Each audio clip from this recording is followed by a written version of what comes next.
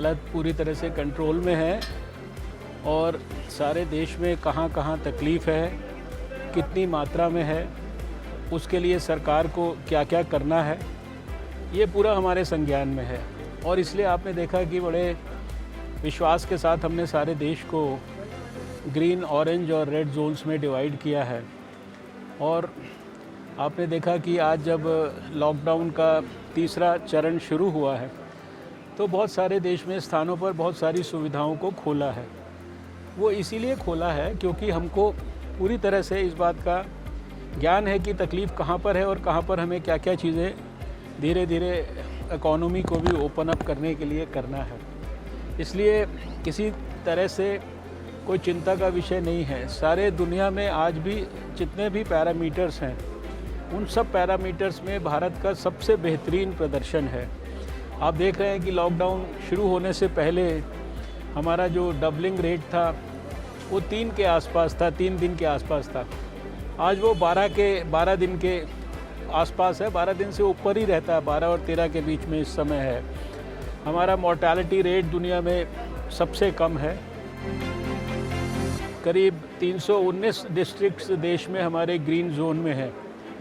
करीब 130 डिस्ट्रिक्ट हमारे red spots हैं, जिसे कहते हैं रेड जोन में हैं, हॉट स्पॉट्स हैं। और जो नॉन हॉट स्पॉट डिस्ट्रिक्ट हैं वो भी हमारे गिने हुए हैं 284। हर हफ्ते, हर रोज़, हर जगह की स्थिति का डिटेल्ड विश्लेषण होता है। केंद्र की टीम्स जो है जहाँ पर भी तकलीफ़ें हैं ज़्यादा वहाँ पर हम लगातार भेज रहे हैं। उनकी जो स्टेट गवर्नमेंट्स हैं उनकी सहायता कर रहे हैं, हैंड होल्डिंग कर रहे हैं। हमारा जो national centre for disease control है वो हर चीज़ की मॉनिटरिंग कर रहा है। हमारे जो सेंटर से भी जो है रैपिड रिस्पांस टीम्स के अंदर सहायता करना, मेडिकल कॉलेजेस, देश भर के सभी मेडिकल कॉलेजेस को, सभी all India institutes of medical sciences को, इनको सबको हमने जो है एक काम में लगाया है। एक लेबॉर्ट्री से जो हमने यात्रा शुरू की थी जनवरी के महीने में, आज देश में 421 लेबॉर्ट्रीज़ जो है सरकारी और प्राइवेट मिला के 310 के करीब तो केवल सरकारी लैब्स हमने विकसित किए हैं। 1 मिलियन यानी 10 लाख से ज़्यादा हम टेस्ट कर चुके हैं और एक दिन में 75,000 तक हम टेस्ट कर रहे हैं। हमारा टारगेट तो जबकि था कि 31 मई तक हम 1 लाख टेस्ट रोज़ करेंगे, लेकिन अभी हम मई का महीना शुरू हुआ है, हम 75,000 तक पहुंच गए हैं। तो हर दृष्टि से स्थिति जो है वो पूरी तरह से उस पर हमारी पैनी निगरानी भी है, हमारे संज्ञान में भी है और स्ट्रैटेजी किस प्रकार से इम्प्लीमेंट करनी है वो भी हम कर रहे हैं। स्टेट गवर्नमेंट्स के साथ लगातार संपर्क में हैं। प्रधानमंत्री स्वयं इसको मॉनिटर कर रहे हैं, कैबिनेट सेक्रेटरी मॉनिटर कर रहे हैं, हम मॉनिटर कर रहे हैं। इस हफ्ते में, पूरे हफ्ते में हर रोज़ जो है 1, 2, 3 स्टेट्स के साथ बहुत डिटेल्ड जो है वीडियो कॉन्फ्रेंसिंग करने वाला हूँ।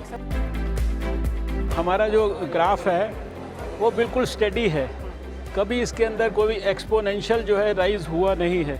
आप दुनिया के सब देशों के ग्राफ देखेंगे, उनमें सब में एक्सपोनेंशियल राइज़ हुआ है। हमारा ग्राफ एकदम स्टेडी है और हमारा तो ये प्रयास है कि ज़्यादा से ज़्यादा जो समाज में केसेस हैं वो डिटेक्ट होने चाहिए, क्योंकि हम किसी भी कीमत पर ये नहीं चाहते कि कोई डिटेक्ट ना हो और उसके कारण देर से अस्पताल में पहुँचे। क्योंकि अस्पताल में जो लोग जाते हैं, अगर वो समय पे नहीं जाते तो उनके प्राण को कोई खतरा होने की संभावना होती है। अगर समय पे कोई चला जाता है सिस्टम में तो फिर उसको किसी भी प्रकार का कोई प्राण को खतरा नहीं है। आपने देखा कि मैं रोज़ शाम को एनालिसिस करता हूँ, 1% से कम लोग वेंटिलेटर पर देश में हैं। कभी 0.33% मिलते हैं, कभी 0.37% मिलते हैं। ऐसे ही लगभग 1.5% के करीब लोग ऑक्सीजन पर हैं और केवल 2.34% तक लोग जो है वो हमको आईसीयू बेड्स में मिलते हैं।